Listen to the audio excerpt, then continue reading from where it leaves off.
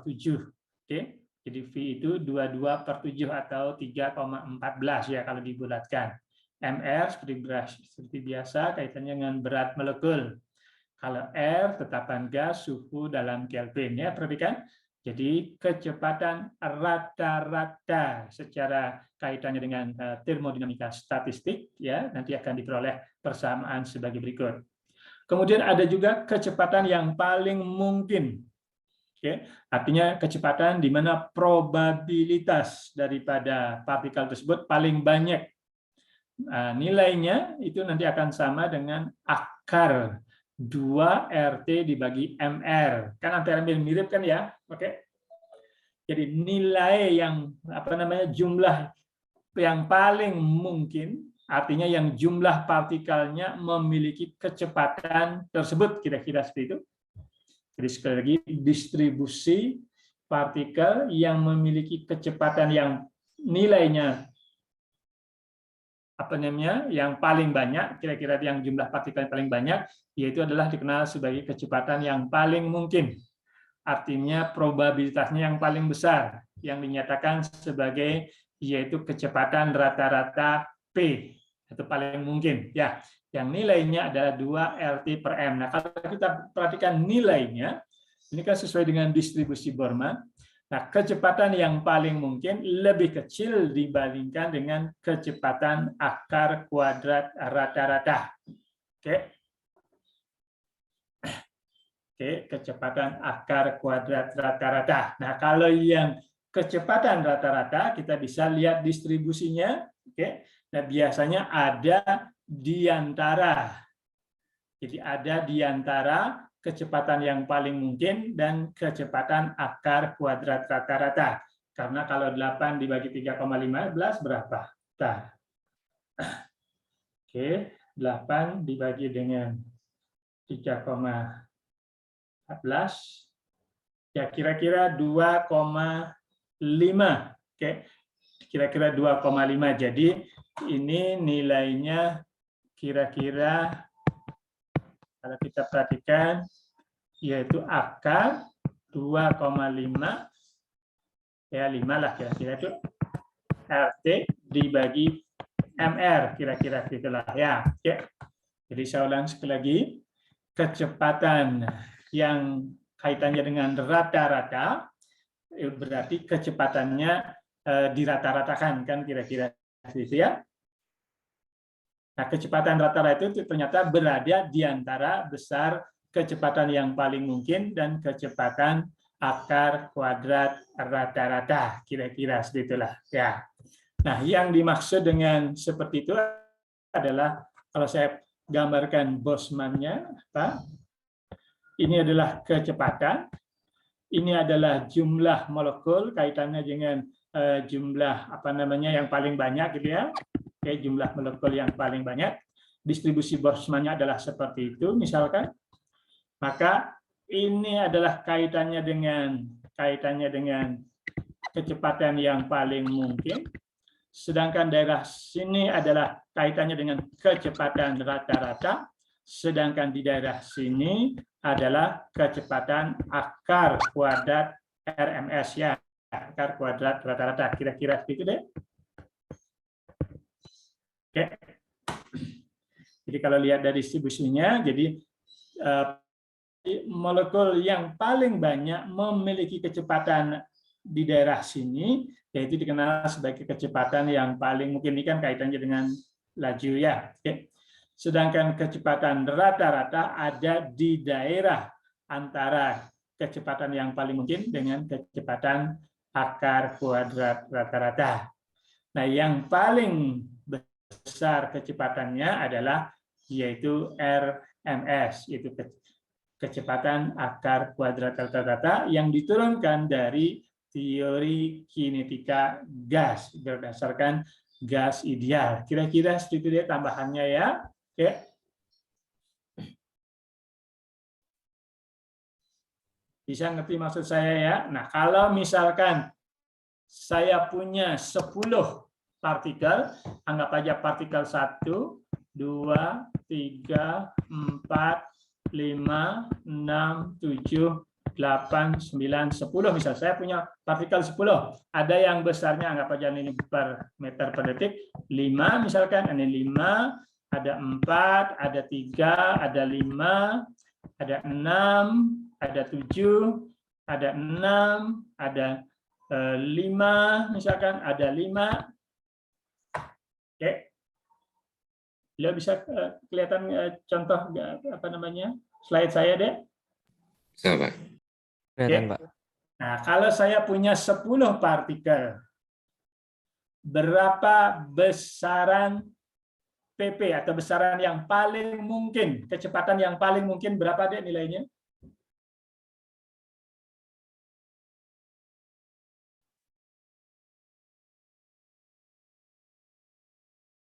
Halo?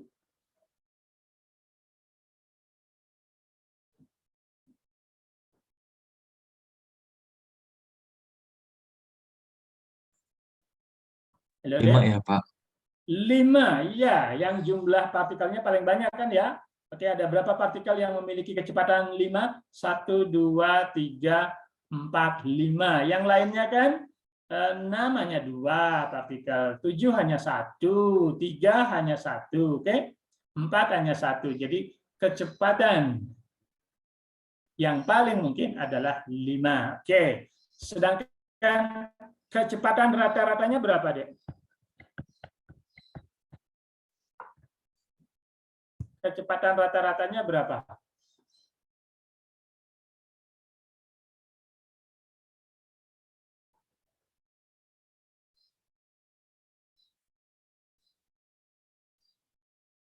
Tinggal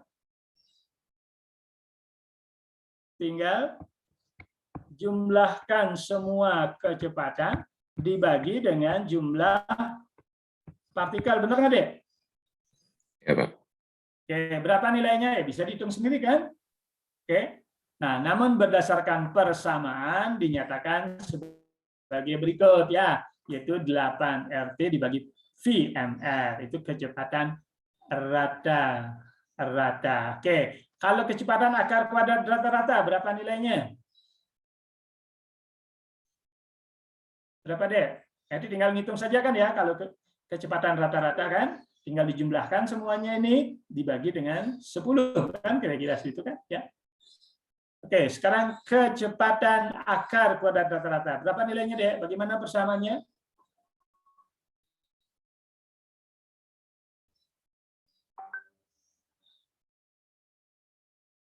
V akar kuadrat rata-rata. Nah, perhatikan ini. Gitu kan? Benar nggak? Bisa kelihatan, Dek? Bisa, Pak. Bisa, Pak. Tinggal dikuadratkan, benar nggak? Dibagi dengan jumlah daripada N-nya, kan kira-kira situ ya. Jumlah daripada N-nya berapa? 10 kan ya? Itu tinggal diakarkan, benar nggak? Jadi setiap kecepatan ini dikuadratkan, kemudian ditambahkan, kemudian dibagi totalnya 10 kan ya, akar. Nah, inilah apa yang dikenal sebagai RMS, oke? Namun dalam persamaan dinyatakan sebagai yaitu berikut kan, kira-kira situ deh, oke? Bisa ngikutin deh ya? Bisa, Pak. Oke, ada yang dikenal sebagai kecepatan yang paling mungkin, yaitu kecepatan di mana jumlah partikelnya paling banyak, ya. Sedangkan kecepatan rata-rata adalah kecepatan rata-rata dari seluruh daripada partikel. Sedangkan akar kuadrat rata-rata adalah yaitu kuadrat daripada kecepatan masing-masing rata-rata diakarkan kan kira-kira seperti itu ya. Oke, saya kira nggak masalah ya, ditambahkan saja sedikit berkaitan dengan kecepatan kaitannya distribusi Boltzmann. Perhatikan ya, distribusi Boltzmann. Dan kecepatan yang paling mungkin adalah yaitu yang jumlah partikelnya paling banyak, namun kecepatannya pasti paling rendah. Oke, namun kecepatan rata-rata itu diturunkan dari termodinamika klasik. Oke, sekarang saya tidak turunkan. Oke, Maaf, ini internetnya tidak stabil. Masih kedengaran suara saya? Masih, Pak. Masih, Pak. Oke. Terus RMS, yaitu kaitannya dengan yang paling besar nilainya ya. Oke, namanya dikuadratkan, baru diakarkan. Kan kira-kira itu. Oke, ini tambahan dari kaitannya dengan laju atau pergerakan partikel ya, kaitannya dengan laju rata-rata, laju yang paling mungkin, dan laju akar kuadrat rata-rata. Oke. Oke, kalau tidak ada pertanyaan lagi yang berkaitan dengan gas, oke, saya akan lanjut dengan termodinamika. Oke, bagaimana, Dek? Apakah bisa saya lanjut dengan termodinamika?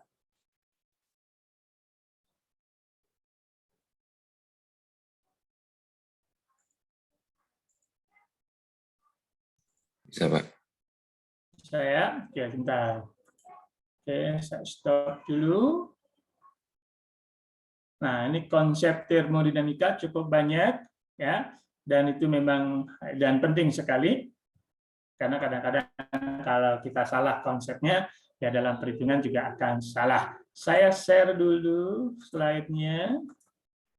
Oke, mudah-mudahan kelihatan slide termodinamika. Oke, itu pertama adalah termokimia. Ya, jadi kita tahu termokimia adalah kaitannya dengan reaksi kimia, kemudian ada kaitannya dengan energi yang menyertai, kan kira-kira seperti itu ya. Oke, sebelum menginjak lebih lanjut, kaitannya dengan perhitungan kimia berkaitan dengan energinya, kira-kira seperti itu. Nah, ada beberapa hal yang penting, oke, yang berkaitan dengan energi terlebih dahulu. Oke. Nah, apa itu energi? Nah, sesuai dengan definisi di SMA, yaitu dinyatakan sebagai kemampuan untuk melakukan kerja atau kemampuan untuk melakukan usaha, kan kira-kira ya energi. Oke. Jadi boleh dibilang kemampuan daripada suatu sistem untuk melakukan kerja atau usaha, kira-kira itulah ya. Nah, beberapa jenis kaitannya dengan jenis energi. Ada dikenal sebagai energi radiasi. Nah, kalau energi radiasi jelas biasanya berasal dari sinar atau radiasi. Oke. Nah, umumnya biasanya contohnya diberikan adalah sinar matahari. Oke. Jadi sinar matahari, energi yang sampai ke bumi itu kira-kira berapa besarnya? Oke, nah itu berkaitan dengan panjang gelombang nanti ya, oke, radiasi. Nah, karena kita radiasi ya pasti memiliki gelombang. Nah, kita bisa hitung berapa besar energinya. Oke, saya kira nggak masalah. Ada energi termal atau energi panas. Nah, kalau energi panas ini biasanya berhubungan dengan kalor atau berhubungan dengan pergerakan partikel, kaitannya dengan suhu nanti. Oke, jadi kalau kaitannya dengan energi termal, sekali energi yang berhubungan dengan pergerakan dari partikel. Pergerakan partikel itu jelas ada hubungannya dengan kalor.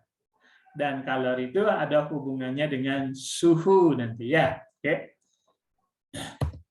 Oke, ada energi kimia. Oke.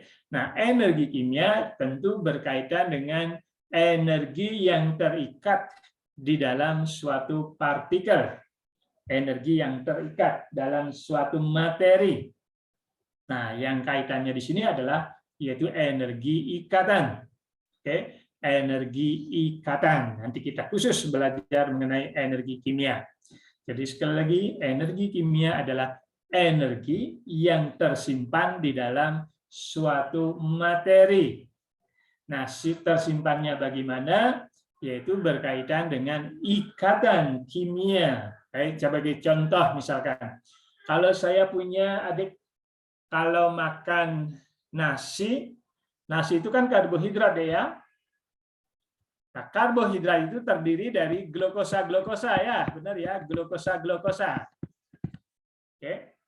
Nah, glukosa ini berikatan satu sama lain dengan panjang molekul yang besar. Nah, biasanya ini kan terbentuk ikatan. Nah, kalau terbentuk ikatan berarti ada energi yang tersimpan di dalam molekul ini. Nah, energi yang tersimpan di dalam molekul inilah yang dikenal sebagai energi kimia.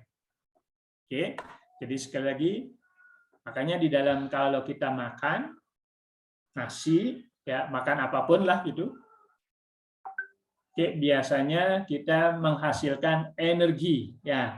Oke, kenapa? Karena energi yang ada di dalam ikatan antar molekul-molekul di sini, antara atom-atom boleh, itu nanti digunakan atau dilepaskan dalam bentuk energi. Nah, energinya apa? Banyak. Bisa saja energi gerak, energi untuk berpikir, energi untuk ya bermacam-macam lah ya, segala sesuatu yang berkaitan dengan aktivitas. Nah, energinya dari mana? Ya jelas dari energi ikatan yang tersimpan di dalam partikel atau zat kimia, kira-kira seperti itu. Masih kedengaran suara saya, Dek? Masih, Pak. Oke, ya slide-nya saya kira bisa kelihatan dengan jelas ya.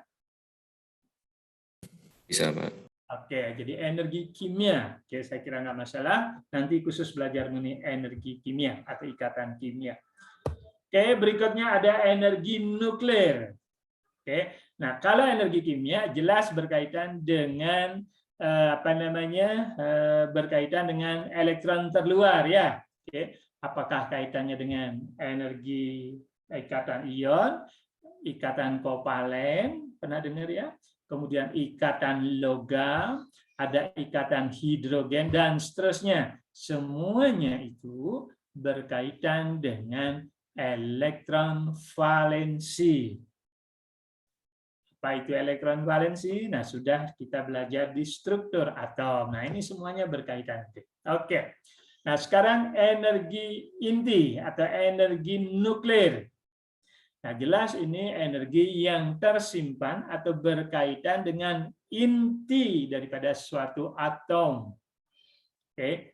Jadi inti daripada suatu atom. Nah, apa saja yang berikatan di dalam inti? Perhatikan. Jelas ada proton, ada neutron. Oke. Nah, biasanya ini yang terlibat biasanya di dalam ikatan, di dalam inti. Oke. Jadi proton dan neutron. Nah, kalau sudah elektronnya sudah pasti termasuk di dalamnya. Namun karena jauh lebih kecil energinya, biasanya kita bisa abaikan. Oke. Jadi energi ikatan di dalam inti yaitu antara proton dengan proton, proton dengan neutron, neutron dengan neutron, dan sebagainya, artinya ada di dalam inti. Nah, itulah nanti yang terlibat di dalam energi inti atau energi nuklir. Oke, jadi hampir mirip lah dengan energi kimia. Kalau energi kimia berkaitan dengan ikatan kimia biasa, oke, sedangkan energi nuklir jelas lebih besar nilainya karena berikatan atau berkaitan dengan energi yang tersimpan di dalam inti, oke, yaitu berkaitan dengan proton dan neutron di dalam atom. Oke, saya kira nggak masalah. Berikutnya adalah energi potensial. Nah, kalau energi potensial adalah seluruh energi yang dimiliki oleh sistem, kira-kira seperti itu. Oke. Nah, maaf, pengertiannya kaitannya energi dalam, maaf ini ya. Jadi energi potensial, nah ini energi potensial itu jenisnya bermacam-macam. Bisa saja kaitannya dengan energi yang terikat antara elektron dengan inti misalkan, itu juga termasuk energi potensial. Atau energi yang kaitannya dengan posisi di mana benda tersebut berada. Misalkan berkaitan dengan pusat bumi misalkan, oke, itu berada di berapa jauh dari permukaan bumi misalkan, oke. Nah, ini berkaitan dengan energi potensial yang nilainya yaitu energi potensial ini yang nilainya sama dengan MGH. Oke, jadi berkaitan dengan posisi berapa tinggi dari permukaan bumi. G adalah gravitasi dan M adalah massa daripada sistem. Oke, kita dikenal sebagai energi potensial. Energi potensial ini juga bisa berkaitan dengan inti terhadap elektron. Biasanya dikenal sebagai gaya Coulomb atau energi Coulomb atau energi listrik, boleh saja. Oke. Ya, jadi ini ada inti, ini ada elektron, ini adalah jarak dari elektron ke inti. Oke. Nah, interaksi antara elektron dengan inti bisa juga dinyatakan sebagai energi potensial antara elektron dengan inti. Ini berkaitan dengan jarak juga. Oke. Nah, kalau yang umumnya dikenal sebagai energi potensial itu berkaitan dengan posisi di mana benda tersebut berada dari suatu permukaan. Contohnya misalkan sistem yang ada di pegunungan misalkan dibanding dengan dataran rendah misalkan. Ya, tentu energi potensialnya akan lebih tinggi yang berada di dataran tinggi kan ya, berkaitan dengan berapa jauh dari permukaan bumi. Oke, saya kira nggak masalah itu. Oke, nah sekarang saya lanjut kaitannya dengan perubahan energi yang menyertai reaksi kimia. Oke. Nah, yang menyertai nanti reaksi-reaksi kimia itu ada beberapa jenis energi. Ada yang dikenal sebagai panas atau kalor, itu sama saja ya. Panas atau kalor biasanya disebut sebagai transfer energi termal. Oke, energi termal. Nah, energi termal itu berkaitan dengan suhu. Oke, jelas di sini ada perbedaan suhu antara sistem dengan lingkungannya. Misalkan, ya misalkan saya punya sistem 1 misalkan, ini sistem 2, oke, ini T-nya suhu 1, ini T-nya T2 misalkan. Oke. Nah, ini bisa saja terjadi transfer energi berupa energi termal. Itu sebagai akibat apa biasanya energi termal? Jelas akibat perbedaan suhu. Perhatikan ini penting ya. Jadi itu dikenal sebagai panas atau kalor sama saja. Jadi panas atau kalor adalah bentuk energi yang dikenal sebagai energi termal. Oke. Dia bisa terjadi akibat perbedaan suhu antara dua sistem yang berdekatan, kira-kira seperti itu ya. Oke. Nah, perhatikan. Apakah besarnya suhu itu nanti sama dengan energi termal? Atau besarnya suhu mengindikasikan besarnya energi termal? Kira-kira bagaimana, Dek? Atau kalor? Nah, memang antara suhu dan energi termal itu ada kaitan satu sama lain. Oke, seperti tadi yang di atas ini. Namun besarnya suhu belum tentu menyatakan atau mengindikasikan besarnya energi termal. Oke, contoh. Masih kedengaran suara saya, Dek? Masih, Pak. Masih, Pak. Masih ya, jelas ya? Oke. Nah, sebagai contoh misalkan di sini ya. Apakah besarnya suhu menyatakan juga yaitu besarnya energi termal? Oke, nah belum tentu juga. Nah, saya berikan contoh sebagai berikut. Kalau saya punya secangkir air panas, suhunya 90. Oke, secangkir air panas, ya anggap aja misalkan 100 ml, misalkan 100 ml satu gelas ya, suhunya 90. Nah, kira-kira ada air mandi yang suhunya 40. Kira-kira yang mana energinya paling besar? Yang 90 derajat atau yang 40 derajat? Siapa bisa jawab?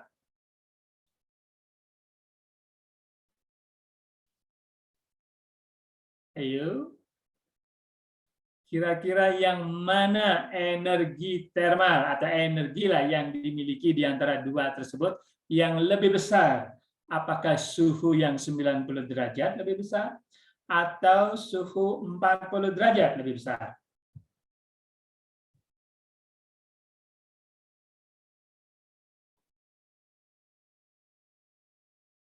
Ayo, siapa yang bisa jawab? Ada volunteer?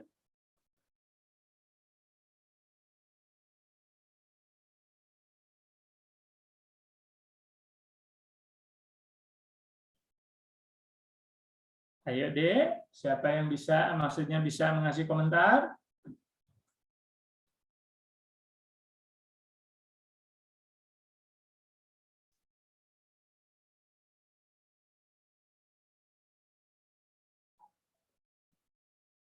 Oke, perhatikan, penting di sini. Yang namanya energi bergantung pada jumlah partikel. Oke, biasanya dikenal sebagai besaran apa deh kalau energi? Besaran apa? Joule ya Pak. Oke, satuannya joule. Nah, saya ulang sekali lagi.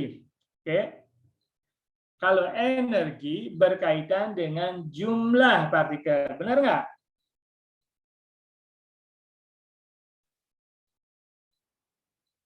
Iya. Kalau berkaitan dengan jumlah partikel, maka besaran itu dikenal sebagai besaran apa?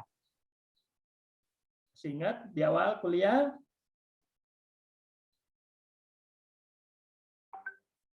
Yo, jangan lupa. Suatu besaran yang bergantung pada jumlah partikel dikenal sebagai besaran apa, deh?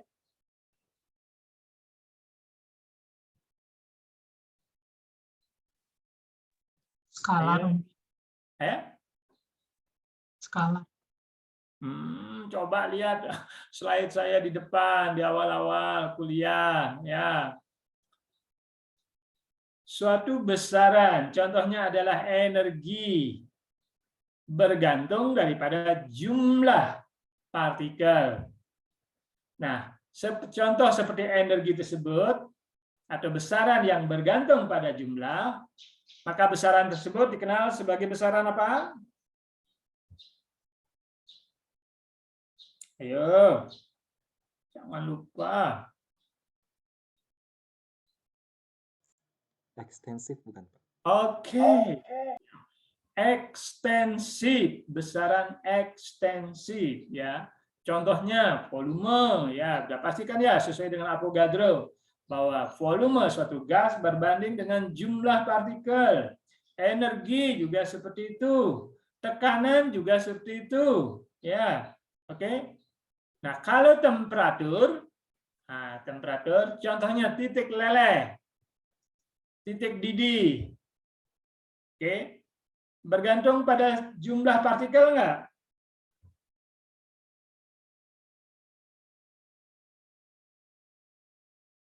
Coba titik didih air, 1 drim, berapa nilainya ada titik didih air pada tekanan 1 atmosfer? Berapa suhunya?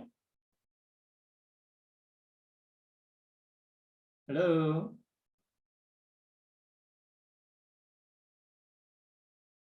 Coba ingat-ingat, titik didih air berapa, Dek? 100 derajat. 100 derajat. Kalau 1 gelas titik didih air berapa, Dek? 100 juga. Sama Pak. Sama Pak. Ya? 100 derajat. 100 derajat juga pada tekanan yang sama 1 atmosfer ya. Artinya apa? Bahwa temperatur bukan merupakan besaran ekstensif. Biasanya dikenal sebagai besaran apa? Besaran apa, deh? Ayo, lihat catatan lagi di depan. Besaran intensif ya, oke. Ada besaran ekstensif bergantung pada jumlah dan intensif tidak bergantung pada jumlah. Oke, contohnya sudah diberikan di depan ya. Oke, rapat massa. Kemudian warna cat. Oke. Itu contoh-contoh yang dikenal sebagai besaran intensif. Tolong dong ya, jangan dilupakan ya. Jadi rugi nanti ya. Oke, saya lanjut. Nah, perhatikan di sini. Jadi kalau walaupun suhunya lebih rendah, maka energi panas yang dimiliki oleh sistem di sini tentu lebih besar dibandingkan dengan yang satu gelas di sini ya. Oke. Sekali lagi bahwa jumlah energi panas yang dimiliki oleh air walaupun suhunya rendah di 40 derajat, air panas, air hangat lah gitu. Maka ini lebih besar dibandingkan dengan air yang suhunya 90 derajat Celcius yang sering digunakan untuk buat kopi ya. Artinya apa? Bahwa temperatur ini tidak bisa langsung menunjukkan energi termal walaupun ada kaitan satu sama lain. Oke. Apa itu energi termal? Adalah atau kalor sama saja atau panas sama saja adalah bentuk energi yang ditransfer antara sistem satu dengan sistem yang dua akibat perbedaan suhu. Nah, itu yang dikenal sebagai energi termal atau kalor atau panas. Oke, sekali lagi, walaupun sekali lagi temperatur tidak langsung menunjukkan atau sama dengan energi termal. Tolong ini perhatikan ya. Oke. Kita lanjut. Nah, sebelum menginjak berkaitan dengan energi, nah ada beberapa hal yang penting yang berkaitan dengan transfer energi nanti ya, yang berkaitan dengan transfer energi. Biasanya ada istilah sistem dan ada istilah lingkungan. Oke. Nah, apa itu termokimia? Jelas adalah yaitu mempelajari perubahan panas, yang menyertai suatu reaksi kimia. Nah, itu dikenal sebagai termokimia. Nah, ada beberapa istilah penting, perhatikan. Ada dikenal sebagai sistem. Nah, sistem adalah segala sesuatu yang kita perhatikan atau segala sesuatu yang kita pikirkan atau segala sesuatu yang kita pelajari. Itu yang dikenal sebagai sistem. Nah, ada dikenal sebagai sistem, ini sistem. Nah, maaf kok L. Jadi ada sistem, pokoknya segala sesuatu yang kita pelajari, atau segala sesuatu yang kita pikirkan, atau segala sesuatu yang kita fokuskan, kita lihat, dan sebagainya, itu dikenal sebagai sistem. Nah, di luar sistem ada dikenal sebagai apa, Dek? Lingkungan. Perhatikan, di luar sistem ada dikenal lingkungan. Gabungan daripada sistem dan lingkungan biasanya dikenal apa, Dek? Halo? Gabungan antara sistem dan lingkungan. Biasanya dikenal apa? Siapa yang tahu? Halo? Seharusnya ya sebelum dapat kimia harus sudah dipelajari dulu ya. Apa, Dek?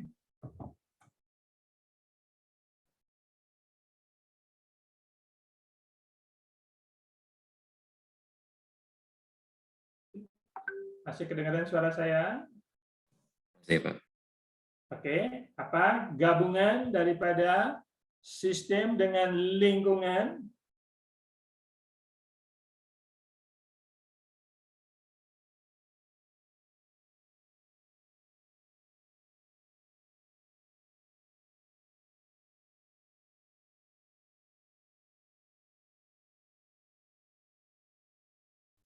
Apa Dek? Dikenal sebagai apa? Ayo dong.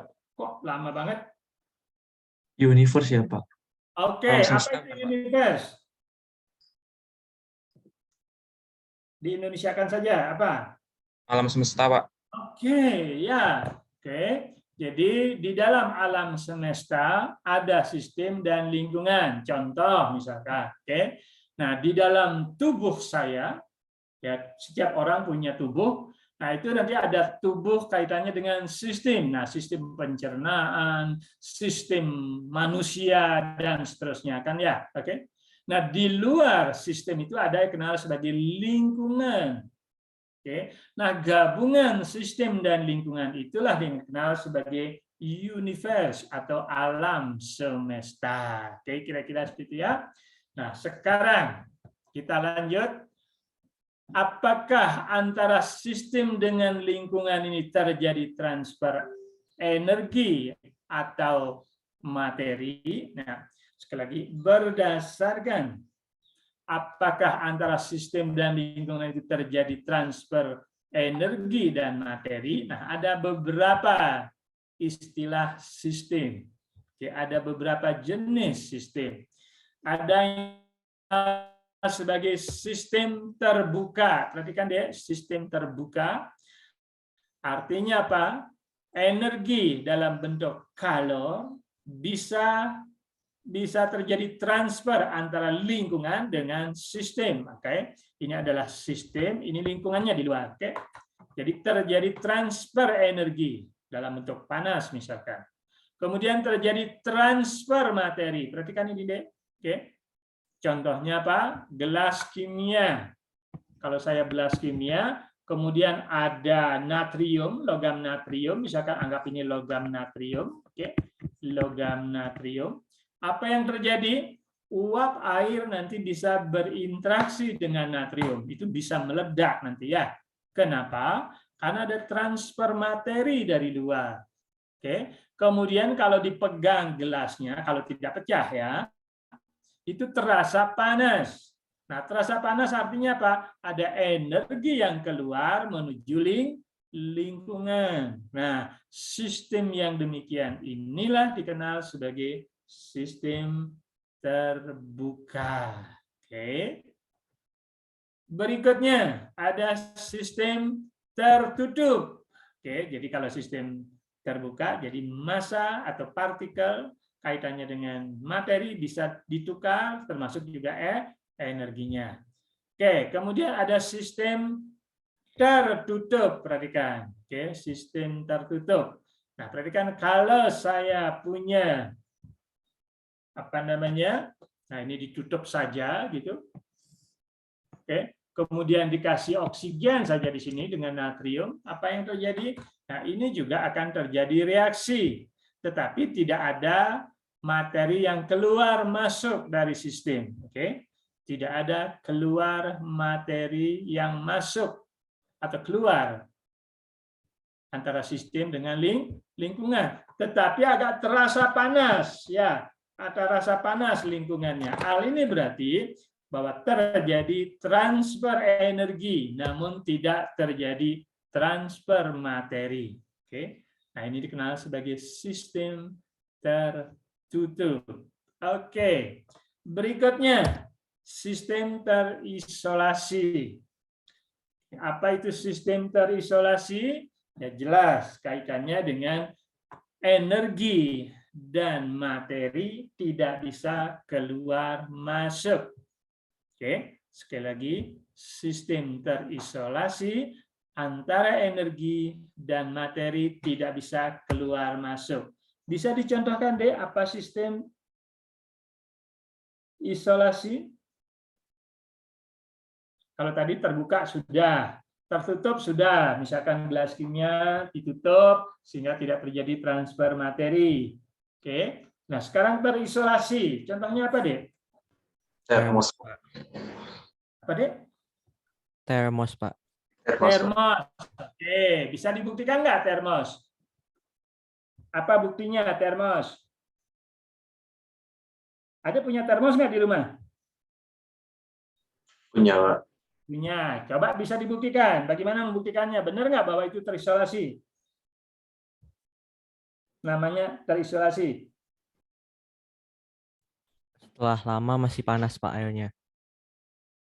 Oke, kalau pagi, adik kalau membuat kopi, oke, suhunya berapa biasanya kalau buat kopi? Kalau buat air panas? 100, anggap aja 100. Nah, kalau sudah sore hari, masih tetap nggak 100, Dek? Tidak. Tidak. Nah, artinya apa? Yang termos yang adik punya itu artinya apa? Isolasinya nggak sempurna Pak. Oke, jadi termos yang adik punya itu, oke, bukan terisolasi sempurna. Oke, ya. Nah, biasanya termos yang mahal tentunya, yang harganya mungkin jutaan, kira-kira barangkali, oke, ya mungkin bisa sampai ya beberapa hari, seminggu misalkan gitu ya, yang suhunya praktis hampir sama misalkan. Tapi kalau yang termos yang di rumah, pagi enak kalau buat kopi gitu ya, airnya disimpan, terus ternyata sore hari sudah terasa tidak enak kopinya, benar nggak? Nah, artinya bahwa termos yang kita punya di rumah artinya tidak terisolasi, tidak sempurna. Oke, ya. Oke, sudah mengerti ya apa yang maksud dengan sistem terbuka, sistem tertutup, dan sistem terisolasi. Nah, kalau sistem terisolasi tidak bisa keluar energi, oke, tidak bisa keluar energi, dan juga tidak bisa, kalau yang sempurna ya, jadi tidak bisa keluar apa namanya, materi juga, tidak bisa keluar energi juga. Nah, itu dikenal sebagai sistem terisolasi. Oke, saya kira nggak masalah. Kita lanjut. Nah, sekarang berdasarkan bisa tidaknya suatu apa panas atau energi ya keluar masuk dari sistem menuju lingkungan. Oke, jadi berdasarkan prosesnya, oke, apakah menuju sistem atau menuju ke lingkungan energinya, oke, transfer gitu. Maka ada dua jenis proses. Ada yang dikenal sebagai proses eksotermik, oke, yaitu proses di mana terjadi transfer energi dari sistem menuju lingkungan. Oke, terjadi transfer energi dalam bentuk misalkan panas, kalor atau energi termal, kira-kira situ ya, dari sistem menuju lingkungan. Oke, artinya keluar energinya. Kalau keluar energinya bagaimana, negatif atau positif, Dek? Nilainya? Negatif Pak. Negatif, jangan lupa ya. Oke, Pak udah sering kan. Oke, berikutnya, nah ini contoh berdasarkan reaksi ya, misalkan energi pembentukan H2O dari gas hidrogen dengan oksigen, maka kalau dia menghasilkan energi, nah di sini tanda positifnya ada di sebelah kanan.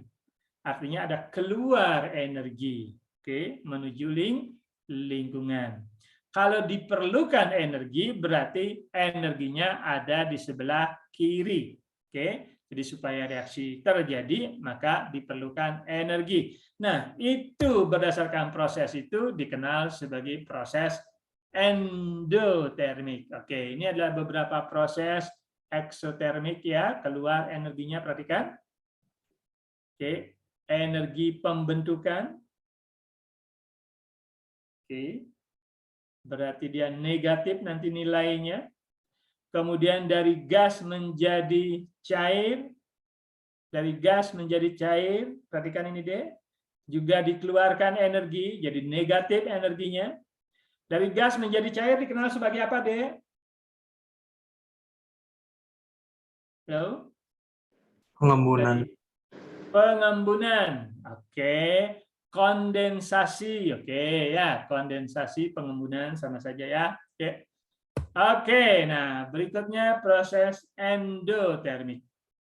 Itu proses kebalikannya, yaitu suatu panas atau energi termal yang bisa ditransfer dari lingkungan menuju sistem. Oke, dari lingkungan menuju sistem. Contohnya, nah ini tadi sudah kan ya, kalau ada energi yang diperlukan, maka energinya ada di sebelah kiri. Oke, nah karena masuk ke sistem, maka nilainya positif. Nah, biasanya yang diperlukan berkaitan dengan energi yang dibutuhkan pada saat pemutusan ikatan, biasanya itu ya. Oke, saya kira nggak masalah. Endotermik. Contoh kebalikannya tadi kebalik, yaitu dari padat menjadi cair. Oke, padat menjadi cair. Biasanya padat menjadi cair dikenal sebagai apa, deh?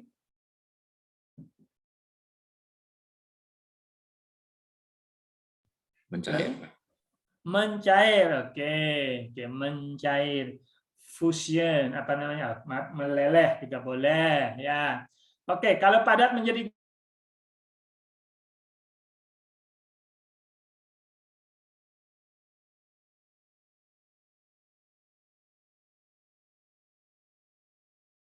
dikenal sebagai apa prosesnya? Maaf, Pak, tadi terputus, Pak. Oh, terputus ya, oh, maaf. Tidak stabil. Masih sekarang kedengaran suara saya? Tadi tidak stabil? Sudah, Pak, sudah. Sudah. Oke, kalau padat menjadi cair, maaf, dari padat menjadi gasnya dikenal sebagai apa?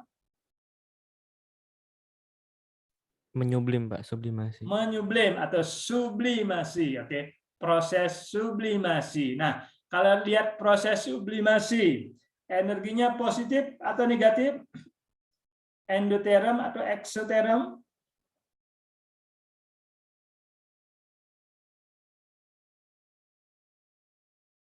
Yuk. Proses sublimasi dari padat menjadi gas, energinya positif atau negatif? Endoterm atau eksoterm? Positif, Pak. Positif. Berarti? Endo, Pak.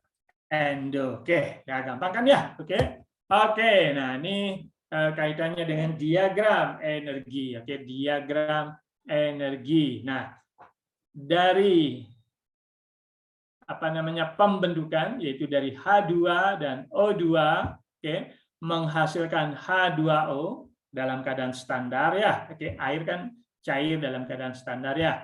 Maka di sini akan terjadi lepas energi menuju lingkungan. Oke, energinya lepas menuju lingkungan, perhatikan. Oke, sebaliknya, nah, sebaliknya kalau saya arahkan ke atas misalkan, jadi H2O cair menjadi H2 dan O2, oke, pasti kebalikannya ya, diperlukan energi. Nah, kalau diperlukan energi, kebalikannya berarti endoterm. Tapi kalau yang energi pembentukan berarti dia eksoterm ya, perhatikan deh ya. Jadi ada keluar energi. Nah, ini terkait tingkat energinya, kaitannya dengan energi ya. Oke, saya kira nggak masalah di sini. Oke, eksotermik. Kemudian ini adalah endotermik, contoh-contoh ya. Oke, ya masih gampang-gampang. Oke, saya kira nggak masalah ya berkaitan dengan transfer energi antara sistem dengan lingkungan, apakah eksotermik atau endotermik, dan nilainya bagaimana, positif atau negatif, saya kira sudah harus dikuasai. Ya, oke. Kita lanjut sekarang. Kaitannya dengan, ini sudah lebih umum ya.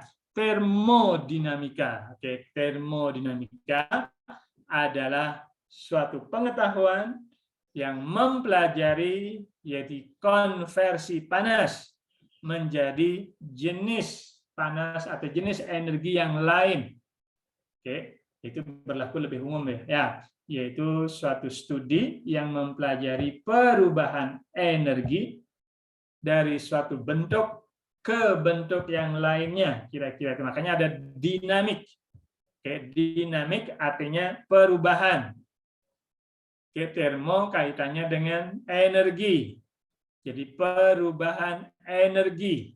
Oke, dari suatu bentuk ke bentuk yang lain. Kira-kira itu dikenal sebagai termodinamika. Oke. Nah, ini ada fungsi sekarang. Oke. Ada fungsi keadaan dan ada fungsi yang bukan keadaan. Oke, apa yang dimaksud dengan fungsi keadaan? Adalah suatu fungsi, sekali fungsi keadaan adalah suatu fungsi yang hanya bergantung pada keadaan sistem, namun tidak bergantung daripada bagaimana prosesnya yang terjadi. Apakah susah, mudah, dan sebagainya, tidak bergantung dari hal tersebut. Yang penting bergantung daripada apa? Keadaan sistem. Oke. Nah, karena bergantung pada keadaan sistem, yaitu awal dan akhir, berarti maka sifat-sifat tersebutlah yang dikenal sebagai fungsi keadaan. Oke. Contohnya apa? Nah, ini langsung saja. Kalau kalor, nanti ada kerja. Oke. Kalau adik mau ke Bandung, maksudnya mau ke Jakarta, dari Bandung ke Jakarta, adik maksudnya. Oke. Kalau adik melalui Cirebon, boleh saja kan ya? Atau melalui Puncak, ya gampang lah. Puncak dengan jalan tol lah, kira-kira itu. Maka kalau naik mobil, kira-kira yang mana bensin yang diperlukan deh lebih banyak?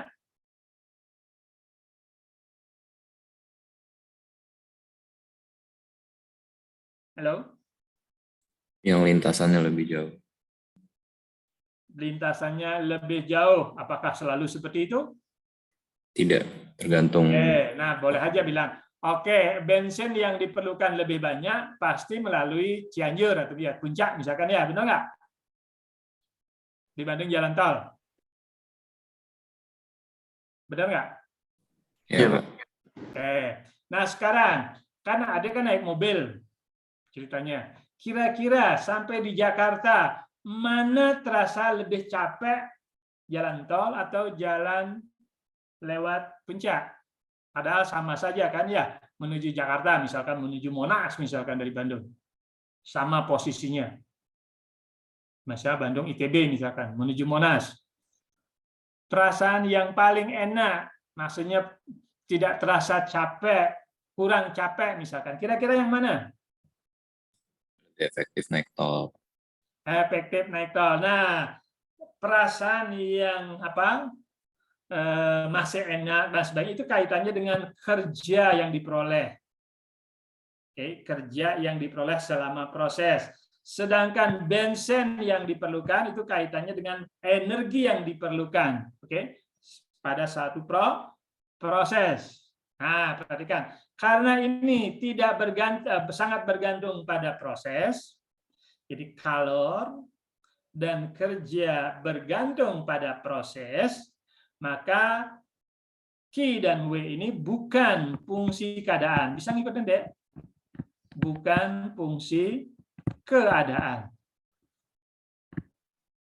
Oke. Jadi parameter kalor sama dengan kaitannya dengan bensin yang diperlukan tadi. Kemudian W kerja, oke, selama proses, yaitu bagaimana rasanya kita sampai di Jakarta, enak atau enggak, masih energik atau enggak, kira-kira itu. Oke. Itu tidak bergantung daripada, maksudnya sangat bergantung daripada yaitu jalan yang ditempuh atau proses yang ditempuh. Nah, fungsi yang seperti itu dikenal sebagai bukan fungsi keadaan. Oke. Nah, sekarang contoh fungsi keadaan. Jadi hanya bergantung pada keadaan awal dan keadaan akhir. Yaitu bergantung daripada keadaan sistem. Contohnya adalah nanti adalah energi dalam. Kemudian perubahan tekanan. Oke, perubahan apa? Volume misalkan kalau kaitannya dengan reaksi kimia ya. Atau perubahan entalpi misalkan nanti. Oke. Bisa ngikutin dia pelan-pelan apa yang maksud dengan fungsi keadaan, yaitu fungsi yang bergantung daripada keadaan sistem, yaitu biasanya awal dan akhir. Oke, tidak bergantung daripada proses yang ditempuh. Oke, namun kalau kalor atau kerja tadi sudah disinggung, yaitu adalah bukan fungsi keadaan. Biasanya dikenal karena sangat bergantung pada proses. Oke, bisa ngikutin sebentar dulu deh apa yang maksud dengan fungsi keadaan? Bisa, Pak. Bisa ya. Oke. Kalau sudah, oke, kalau nah ini tidak mengerti susah nanti ya. Oke. Oke, sekarang saya lanjut. Nah, ini contohnya adalah energi kaitannya dengan energi dalam nanti ya, berarti internal energi. Contoh misalkan fungsi keadaan. Kalau adik naik dari pantai menuju ke puncak gunung, oke, posisinya sama dari pantai menuju puncak gunung yang paling tinggi. Nah, ada yang jalannya langsung seperti ini, hanya berkelok-keloknya sedikit. Bisa kelihatan slide-nya deh.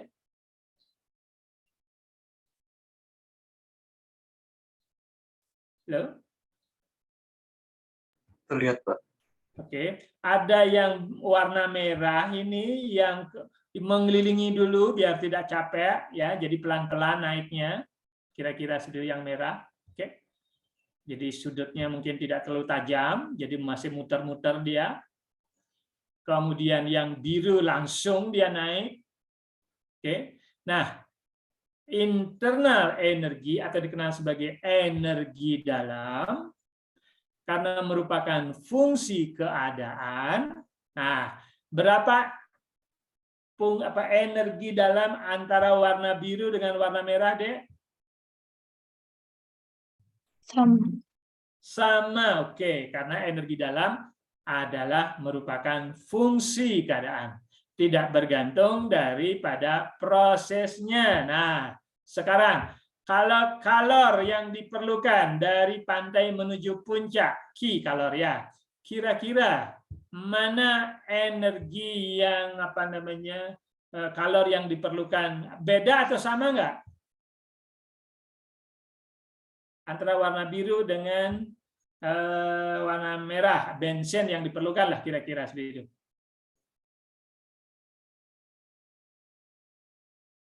Beda, Pak. Beda, karena ini sangat bergantung pada proses. Nah, kemudian kira-kira mana perasaan enak, capek atau tidaknya dari pantai menuju puncak di sini? Antara yang langsung ke atas dengan yang muter-muter, mungkin waktunya lebih lama, kira-kira seperti itu ya. Kira-kira yang sama nggak kerja yang diperoleh? Kerjanya sama, tapi disebar lebih lama, Pak. Iya. Kerjanya sama. Coba mana terasa capek yang paling besar dibandingkan dengan antara biru dengan yang merah? Lebih capek yang biru, Pak. Iya, lebih capek yang biru umumnya ya. Oke, artinya Pak, kerja yang diperoleh, oke, untuk yang naik ini pasti akan berbeda. Perhatikan jangan lagi ya. Oke. Jadi antara biru dengan merah itu hasil kerja yang diperoleh itu berbeda. Oke, kalornya juga berbeda karena bukan merupakan fungsi keadaan, yaitu sekali lagi Q dan W bukan fungsi keadaan. Oke, saya kira sudah bisa mengerti ya. Oke, nah ini adalah energi potensial. Jadi perhatikan besarnya energi potensial, nanti ada energi internal nanti. Antara cara satu dengan cara merah, yaitu besarnya nanti akan sama. Yang namanya energi potensial kan bergantung pada posisi kan ya. Posisi di permukaan bumi. Oke, nah karena posisinya apanya sama, ya energi potensialnya pasti sama. Oke, contoh nanti adalah energi internal energi atau energi dalam. Oke, saya kira nggak mohon yang lain-lain tolong diperhatikan ya kaitannya dengan konsep-konsep energetika. Oke. Nah, karena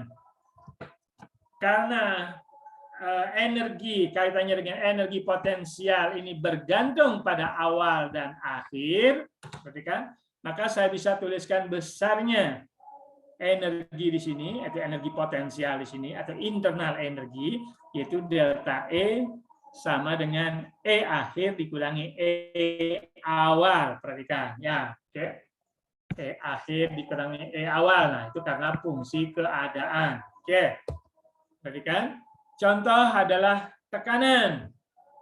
Tekanan juga seperti itu, ya. Jadi perubahan tekanan sama dengan tekanan akhir dikurangi tekanan awal. Volume juga seperti itu. Suhu juga seperti itu. Nah, keempat ini merupakan fungsi keadaan.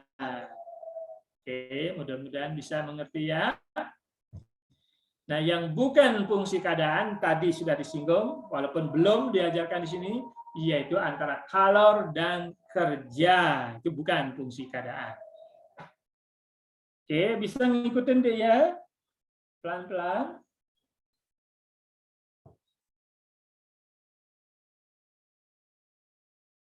Apa yang dimaksud dengan fungsi keadaan? Oke, yaitu sifat-sifat yang ditentukan oleh keadaan sistem, yaitu akhir dan awal, bukan ditentukan oleh prosesnya, bagaimana cara menempuhnya. Oke, nah itu dikenal sebagai fungsi keadaan. Ini diberikan contohnya energi potensial, perubahan tekanan, volume, suhu, dan seterusnya. Oke, nah sesuai dengan hukum termodinamika pertama yang dikenal sebagai hukum konservasi energi, hukum kekekalan energi, yaitu apa? Bahwa energi tidak bisa diciptakan dan tidak bisa dimusnahkan, hanya berubah bentuk dari bentuk yang satu ke bentuk yang lainnya. Nah, itulah hukum pertama termodinamika. Perhatikan nilainya. Nah, nilainya jadi antara delta E sistem atau delta U juga boleh ya. Biasanya sering juga simbolnya dinyatakan sebagai delta E, ada juga menyatakan delta U, karena ini menyatakan sebagai energi dalam. Energi dalam. Atau dikenal sebagai internal energi. Oke, energi dalam atau internal energi. Apa itu energi dalam? Adalah seluruh energi yang dimiliki oleh sistem.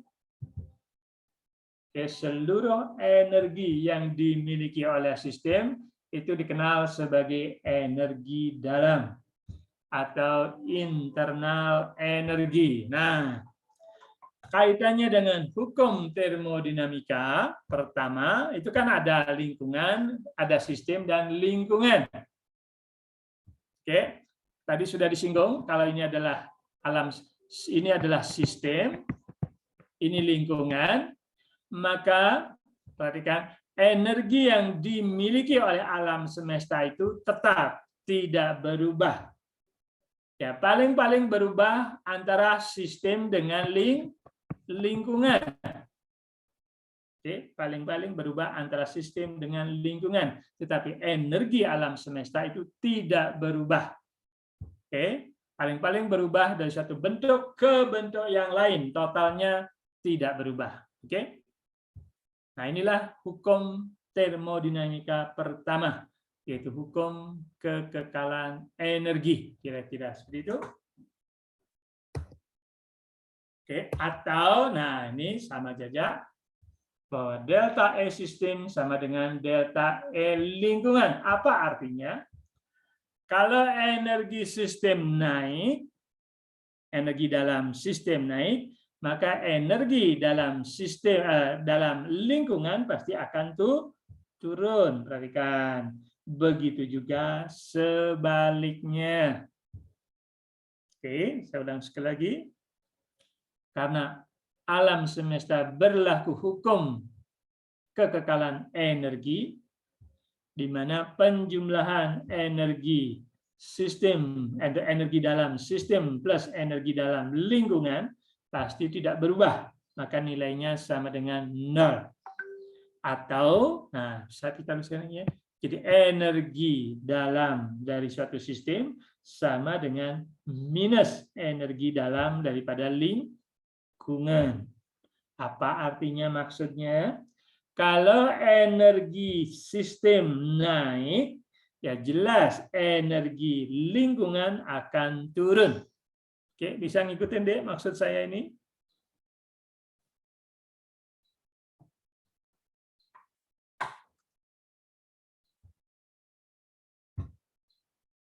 Halo? Bisa kedengaran suara saya? Bisa, Pak.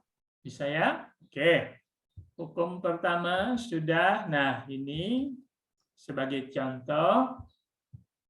Kalau reaksi pembakaran, ini contoh reaksi pembakaran, propana misalkan dengan oksigen sesuai dengan reaksi ini, maka jelas di sini pasti akan dilepaskan energi. Oke, dilepaskan energi kemana? Pasti ke lingkungan. Dari mana energinya? Pasti dari sistem. Artinya apa? Nah, perhatikan. Kalau energi sistem berkurang karena eksotermik, maka besarnya energi lingkungan akan bertambah. Oke? Bisa ngikutin ya? Ini sebagai contoh saja. Jadi kalau energi sistem pembakaran ini berkurang tentunya, perhatikan ini sistem berkurang, karena energinya keluar dari sistem, makanya dikenal sebagai eksotermik, maka energi lingkungan akan naik, kira-kira seperti itu. Oke, maka seluruh energi alam semesta itu tidak berubah. Yang berubah apa? Ya bentuknya dari satu bentuk ke bentuk yang lain. Nah inilah contoh daripada hukum kekekalan energi atau dikenal sebagai apa namanya, bahwa energi tidak bisa dibuat, diciptakan, dan tidak bisa dihancurkan. Kira-kira segitulah ya. Oke, saya kira nggak masalah. Nah, berdasarkan hukum tadi,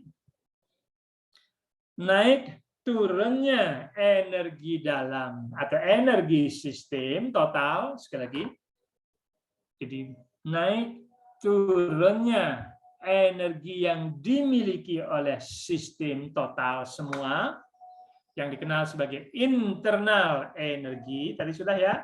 Jadi yang dimaksud dengan energi dalam, perhatikan, energi dalam. Apa itu energi dalam? Adalah seluruh energi yang dimiliki oleh sistem. Apakah energi mekanik, apakah energi potensial, pokoknya seluruh energi yang dimiliki oleh sistem, perhatikan ini yang dimiliki oleh sistem, seluruh energinya itu dikenal sebagai energi dalam, perhatikan ya. Atau sering dikenal sebagai delta U, boleh tergantung bukunya ya. Oke. Nah, besarnya energi ini bergantung daripada apakah ada kalor yang keluar masuk ke sistem atau juga ada kerja yang keluar masuk dari sistem. Oke. Sekali lagi, jadi besarnya energi atau internal energi atau energi dalam itu seluruh energi yang dimiliki oleh sistem. Oke, nilainya bergantung daripada kalor yang dipertukarkan antara sistem dan lingkungan dan kerja yang dilakukan antara sistem dan lingkungan. Perhatikan ini, Dek. Tadi sudah kan ya. Q adalah kalor, W adalah kerja. Oke, masih ingat, Dek? Kalor itu apa, Dek? Atau panas itu apa, Dek? Halo, siapa? Bisa? Saya mengulang ke depan lagi. Kalor itu apa? Siapa yang bisa?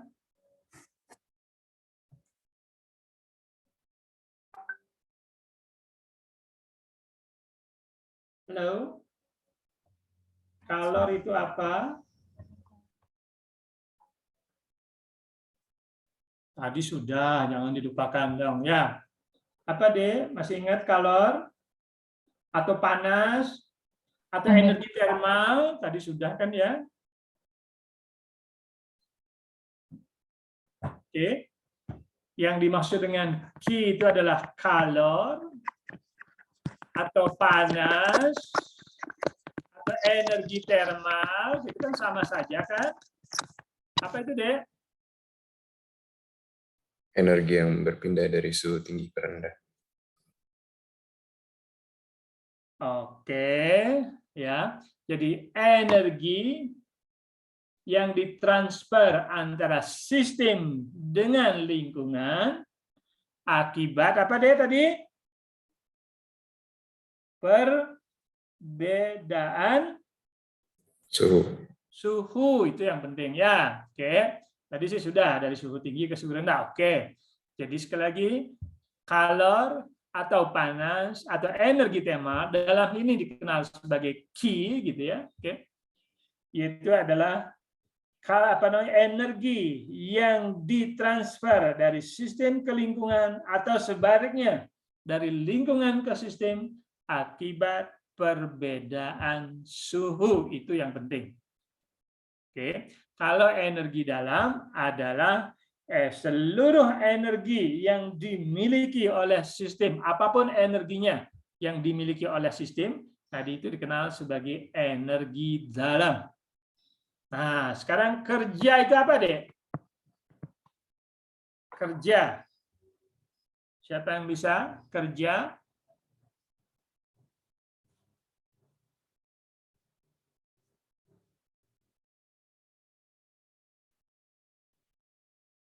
Ayo, kerja itu apa?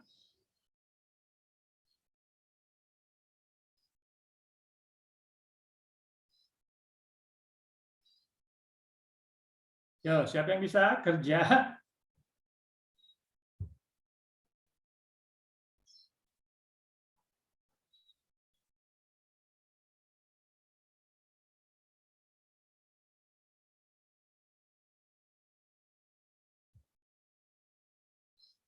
Oke, apa itu kerja, Dek?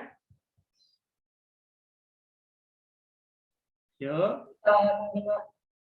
Agak kurang jelas, Dek. Suaranya. Usaha yang dilakukan yang mengeluarkan energi. Usaha. Coba agak keras dikit, kurang jelas, Dek. Usaha yang dilakukan dan menghasilkan energi mungkin. Oke. Nah, pokoknya kerja, kalian perhatikan ya. Kerja adalah seluruh transfer energi. Pokoknya apapun transfer energinya.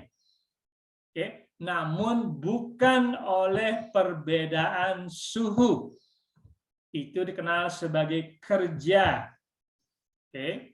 Jadi kerja adalah energi yang ditransfer antara sistem dengan lingkungan yang bukan akibat perbedaan suhu. Nah, itu dikenal sebagai kerja secara garis besar ya. Oke. Jadi kerja sudah. Jadi kerja adalah transfer energi. Nah, ini sudah ada sebenarnya kan. Energi dalam adalah seluruh energi yang dimiliki oleh sistem, itu dikenal sebagai energi dalam, sedangkan kalor adalah yaitu transfer energi antara sistem dengan lingkungan akibat perbedaan suhu, sedangkan kerja adalah transfer energi antara sistem dengan lingkungan yang bukan akibat perbedaan suhu. Itu saja pentingnya. Nah, kerja itu ada yang bermacam-macam.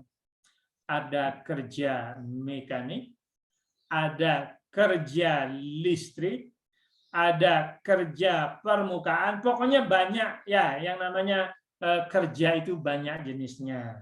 Oke, bisa ngikutin deh. Oke, jadi kerja itu banyak jenisnya. Pokoknya yang penting bukan akibat perbedaan suhu gitu aja. Itulah kerja. Oke. Nah, sedangkan kalor atau panas atau energi termal ya itulah, yaitu transfer energi antara sistem dengan lingkungan akibat perbedaan suhu. Itu saja. Oke, yang pentingnya. Nah, kerja, perhatikan ini penting sekarang ya. Ini salah ya. Kerja W itu sama dengan minus PL kali perubahan volume. Perhatikan. PL itu sama dengan tekanan luar. Kalau di sini tidak ada ya. Pokoknya PL adalah yaitu tekanan luar. Delta V adalah perubahan volume. Oke. Jadi kerja yang kaitannya dengan kerja kimia nanti, yang kaitannya kerja kimia ya, yaitu biasanya kerja ekspansi di sini. Oke. Jadi kerja yang berkaitan dengan perubahan volume. Perhatikan ini P, oh ini sudah ada ya. Jangan sampai salah deh. P adalah tekanan luar, bukan tekanan dalam, bukan tekanan gas. Tekanan luar. Oke. Nah, sekarang nah ini ya kaitannya yang kerja sekarang. Oke. Nah, saya ulang lagi ini penting. Kalau kerja dilakukan oleh sistem terhadap lingkungan, maka kerjanya negatif. Karena kan nilainya maksudnya ya, kalau sistem melakukan kerja terhadap lingkungan, berarti ada energi keluar dari sistem. Makanya dia negatif dia, oke? Nilainya negatif. Karena ada energi yang keluar dalam bentuk kerja. Sebaliknya, kerja dilakukan oleh lingkungan pada sistem, artinya ada energi yang masuk, ya. Nah, energi yang masuk itu pasti nilainya positif. Perhatikan ini, oke? Pokoknya yang penting semua masuk ke sistem apapun dia, apakah kalor, apakah kerja, itu selalu nilainya positif. Oke, bisa ngikutin deh? Ini pelan-pelan saya. Oke. Pokoknya semua energi yang masuk apapun dia, baik kerja maupun kalor, nilainya positif. Sebaliknya, kalau keluar dari sistem, berarti menuju lingkungan energinya. Makanya dikenal sebagai apa? Nilainya negatif. Oke, kira-kira ini. Nah, ini kan lebih jelasnya. Kalau kalor diabsorpsi oleh sistem dari lingkungan, pasti nilainya positif. Kalau energi terabsorpsi oleh lingkungan, nah ini kebalikannya kan ya. Oke, berarti dari sistem keluar. Makanya dikenal sebagai proses eksotermik. Oke, saya kira nggak masalah ya berkaitan dengan definisi nilai. Ini konsep soalnya. Kalau konsepnya salah, pasti salah. Pokoknya semua energi dalam bentuk apapun, apakah panas atau kalor, apakah kerja, kalau keluar dari sistem berarti negatif. Kalau masuk ke sistem berarti positif. Oke, saya kira nggak masalah. Itu aja konsepnya. Oke, nah sekarang kaitannya dengan kerja. Oke, kerja. Nah, kalau saya punya awal piston. Nah, perhatikan ini deh, piston. Bisa kelihatan gambar saya? Slide-nya Pak. bisa ya. Kalau saya punya piston awalnya segini, oke, volumenya berarti segini ya. Volume, perhatikan, volume ini tinggi. Ini luas penampangnya, anggap sampai A. Nah, sekarang saya tarik ini, saya tarik. Oke, tarik sehingga sampai final yang kedua. Nah, akibatnya apa? Panjang ini naik kan ya? Artinya volumenya bagaimana, Dek? Jadi volume akhir final dengan volume awal inisial, yang mana lebih besar? Kalau saya tarik. Halo? Volume kan sama dengan luas penampang dikali dengan tinggi kan ya? Oke, tinggi. Nah, sekarang untuk final tingginya bertambah atau tetap atau berkurang? Bertambah, Pak. Bertambah. Berarti volume akhir bagaimana? Lebih besar, lebih kecil? Lebih besar. Lebih besar. Kalau lebih besar, delta V-nya bagaimana? Positif, negatif? Akhir kurang awalnya positif, Pak. Oke, nah itu maksudnya kan ya. Oke, berarti positif. Perhatikan. Nah, ini penting ya. Oke. Nah, perhatikan kerja. Nah, kalau saya tarik, nah ini kan saya tarik ya, keluar gitu ya dengan gaya gitu ya. Oke. Oke. Maka artinya saya tarik berarti sistem melakukan kerja terhadap lingkungan. Benar nggak? Berarti nilai W-nya kan gaya dikali dengan jarak. Jaraknya berapa? Perhatikan, ini kan delta E, D-nya kan ini kan ya, atau delta I sama dengan D ya. Oke. Jadi saya tarik dengan gaya sehingga volume makin besar, D-nya adalah delta L-nya. Oke. Nah, sekarang kalau ada ditarik keluar dari sistem, maka energinya bagaimana, Dek? Positif, negatif? Halo? Kan kalau ini kan adalah sistem, kan gitu ya. Ini lingkungan di luarnya. Oke. Kalau saya tarik, berarti energi sistem bagaimana, Dek? Kerjanya negatif, positif? W-nya? Ayo, saya tarik keluar. Berarti ada energi yang keluar dari sistem, benar nggak? Halo? Bisa kedengaran suara saya? Bisa, Pak. Oke, berarti tandanya bagaimana, Dek?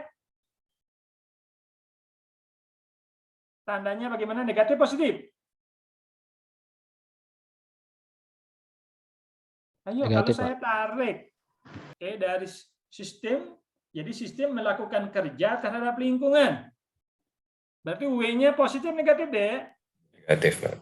Negatif. Oke, perhatikan negatif. Nilainya pokoknya negatif. Ya, oke. Sekarang saya bisa tuliskan karena tekanan sama dengan apa? Oh, maaf. Tekanan sama dengan gaya per luas. Benar nggak? Persatuan luas.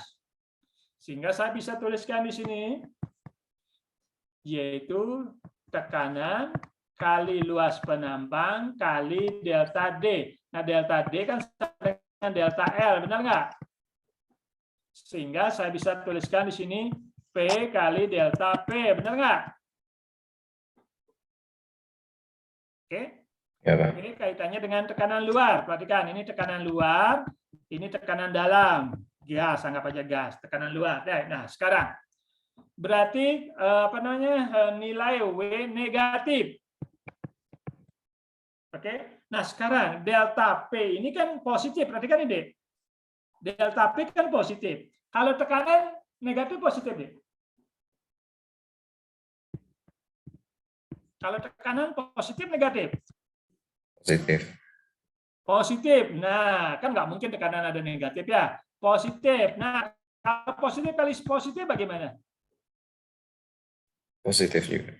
Positif. Nah, makanya lah di sini kasih tanda negatif. Perhatikan, Dek. Oke. Tanda karena W-nya negatif. Nah, supaya nilainya sama negatif ya kasih tanda negatif. Sehingga W itu sama dengan minus PL kali perubahan volume. Inilah persamaannya, Dek, biar nggak salah. Oke? Bisa ngikutin ya konsep-konsep penting. Jadi tanda negatif itu dari mana asalnya ya. Tadi sudah tahu ya asal dari tanda negatif itu. Kemudian tekanannya yang digunakan adalah tekanan luar, bukan tekanan gas atau tekanan dalam. Oke. Bisa ngikutin deh sampai di sini?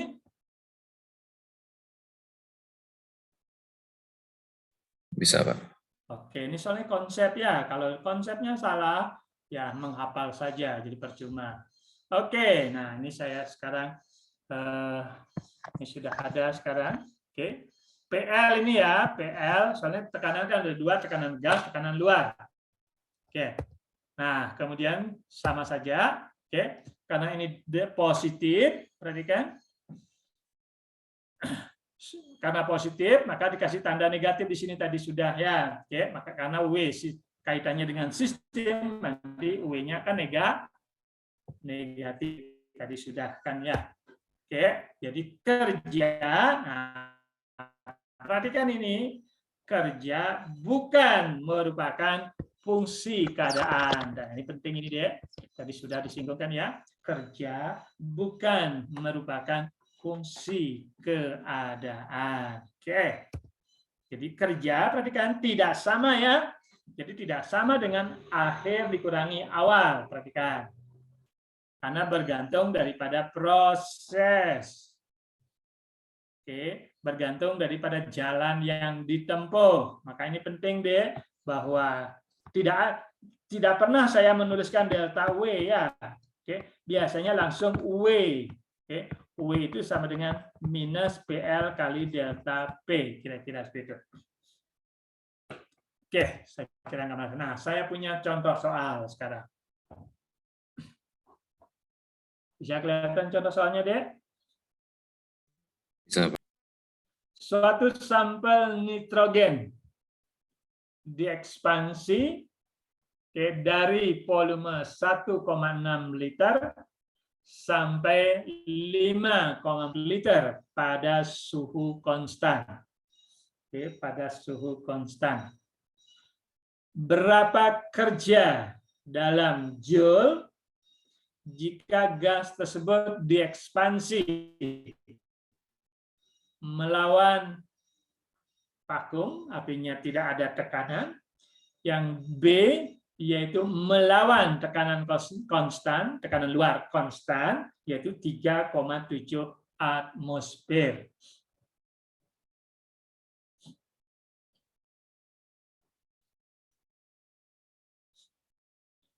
Jadi suatu sampel gas nitrogen, volume dari 1,6 liter menjadi 5,4 liter pada suhu konstan. Berapa kerja yang diperoleh, kira-kira seperti itulah, jika gas diekspansi melawan vakum. A. B. Tekanan luar konstan. Oke, kalau saya gambarkan, perhatikan ini deh. Ada dua. Perhatikan, nah ini sama ya, awalnya sama. Ini adalah gas. Nah, tekanan yang pertama ini vakum. Vakum itu berarti tekanannya sangat-sangat kecil ya. Ini tekanan gas. Ini artinya ya mendekati nol lah tekanannya gitu ya. Oke, tekanannya luarnya menuju nol. Kalau ini tekanan luarnya sama dengan berapa tadi? 3,7 atmosfer. Kemudian volumenya. Nah, volumenya perhatikan, anggap aja volumenya ini setelah akhir yaitu 1,6 kemudian menjadi 5,4 liter. Kira-kira itu kan sama ya. Jadi ini gas, ini ditarik kira-kira segitulah dengan tekanan dengan gaya kira-kira itu sampai volumenya 5,4 liter. Oke, melawan vakum arti tekanan luarnya menuju nol, artinya Jadi tidak sama dengan 0 ya. Karena tekanan vakum itu kan nggak mungkin 0 juga. Menuju 0 ya. Kemudian yang B melawan tekanan 3,7 atmosfer. Oke. Kira-kira yang pertama berapa nilainya, Dek? Ekspansi. Menuju 0. Menuju 0. Maksudnya W-nya 0? Menuju 0? Iya. Oke. Ada yang lain? Kalau yang kedua? Minus 14,06. 14,6 apa satuannya? 0,06. 0,06 Joule. satuannya apa? Udah Joule? Ini kan P, L, kali delta P, perubahan volume. Kan 3,7, tekanan luar tetap, lawan kan ya. Perubahan volumenya adalah yaitu 5,4 dikurangi 1,6, perubahan volumenya berapa? 4, berapa deh? 5,4 dikurangi 1,6? Ya bisa dicari ya. 3,8. 3,8. Oke, satuannya liter atmosfer. Perhatikan ya, harus dirubah menjadi joule. Kali 10 pangkat minus 3, Pak. Berarti 14,6 berarti liter atmosfer deh. Iya, Pak, maaf. Liter atmosfer. Ya. Ya, ini yang dicari satuannya apa? Oh, tidak ada. Joule deh, harus teliti. Satuannya joule. Nah, perhatikan deh. Kenapa nilainya ini 0 deh yang pertama? P-nya P-nya 0, bukan P-nya 0, bukan 0, ini ngelawan loh. Oke. Nah, di sini P gas. P gasnya kan besar sekali ya dibanding dengan P luar, benar nggak? Iya, Pak. Kalau kerjanya sangat, berarti kerjanya cepat sekali kan ya, blus gitu ya, oke? Artinya apa? Apa namanya, pistonnya ini bergerak sangat cepat, benar nggak?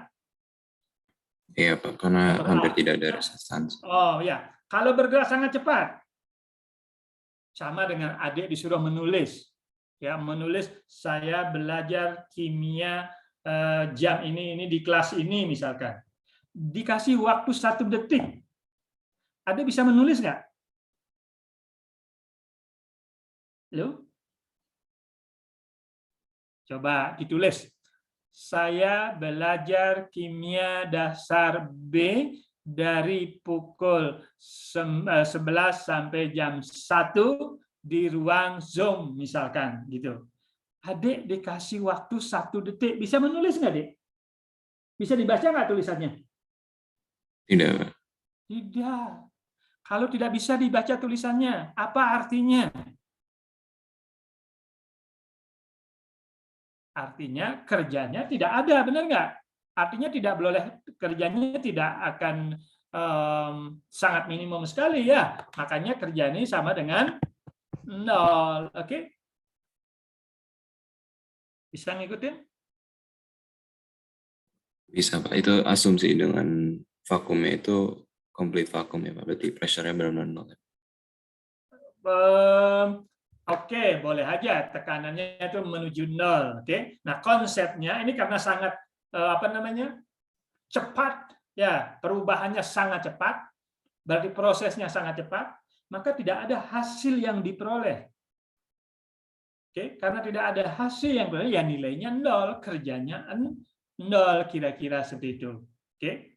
Nah, kebalikan nanti sebentar. Kebalikan daripada reaksi sangat cepat adalah reaksi apa, Dek? Pernah dengar di SMA? Reaksi yang sangat lambat. Pernah dengar reaksi yang sangat lambat? Reaksi apa namanya? Yo. Walaupun kita belum belajar, sebentar lagi mungkin ya. Reaksi yang sangat-sangat lambat biasanya dikenal sebagai proses apa, Dek? Ya. R awalnya.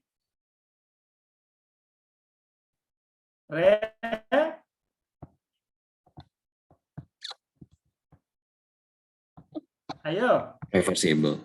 Nah, reversible, oke, yaitu kebalikan daripada reaksi yang sangat cepat. Makanya nanti dalam reaksi yang reversible berarti reaksinya sangat-sangat lambat. U-nya nanti adalah UW max. UW max. Kalau reaksinya sangat-sangat cepat, ya jelas nilainya 0, oke? Nah, mudah-mudahan saya kira kuliah sampai di sini dulu. Ya, mudah-mudahan bisa dimengerti walaupun ini pelan-pelan ya. Soalnya konsep termo itu agak inilah konsepnya, dasarnya penting sekali. Jadi kalau prosesnya nanti reversible, itu prosesnya sangat lambat. Sama dengan tadi kalau adik menulis dikasih waktu 1 tahun, itu bisa diukir ya dalam bentuk apa? Tulisan di depan di permukaan kayu sehingga adik bisa jual ya. Sehingga kerjanya berapa? Maksimum kerjanya untuk proses yang reversible. Oke, nanti saya lanjut kaitannya dengan kerja reversible. Ya, silakan ada pertanyaan, Dek. Sampai di sini dulu. Perhatikan ini satuannya bukan 1406 Joule ya, 14,06 liter atmosfer. Harus diubah menjadi Joule ya, Dek ya. Halo? Ya, jangan sampai salah. Oke, barangkali ada pertanyaan deh atau yang perlu diskusikan kaitannya dengan kuliah sebelumnya, yaitu termo lah paling tidak gitu. Oke, kalau tidak ada, saya nggak tahu ini apakah adik sudah mengerjakan latihan-latihan soal yang saya berikan, oke, atau kerja mandiri maksudnya. Nah, saya mohon sih sudah mulai ya. Dan saya sudah kasih beberapa latihan ya, termasuk juga latihan ujian tahun-tahun sebelumnya. Oke. Nah, yang penting sekarang adik mau atau tidak mengerjakan dengan baik. Oke. Saya yakin kalau adik sudah mengerti, kemudian dengan latihan tangan, paling tidak latihan yang saya berikan, nah, nilai pasti sudah di tangan minimum. Ya, minimum AB sudah di tangan. Kalau adik-adik sudah mengerti latihan tangan, mencet kalkulator juga latihan kan ya, oke? Oke, adik-adik karena waktu sudah habis ya, sekali lagi kita ketemu nanti hari Kamis sore ya. Pokoknya kita sudah mulai latihan-latihan soal. Saya akan berikan kesempatan bertanya, berdiskusi kaitannya persiapan kuis. Ya, tanggal 26 kalau tidak salah ya, persiapan kuis. Nah, walaupun demikian, kuliah akan terus berlanjut karena materi masih banyak untuk kaitannya dengan UTS 1. Oke, saya kira cukup sekian. Kalau tidak ada pertanyaan, sampai ketemu hari Kamis. Dan tetap jaga kesehatan, paling tidak mengikuti prokes kesehatan 3M, 5M malah ya, agar kita tetap dalam keadaan sehat walafiat. Oke, selamat siang semuanya. Selamat siang, Pak. Terima kasih, Pak.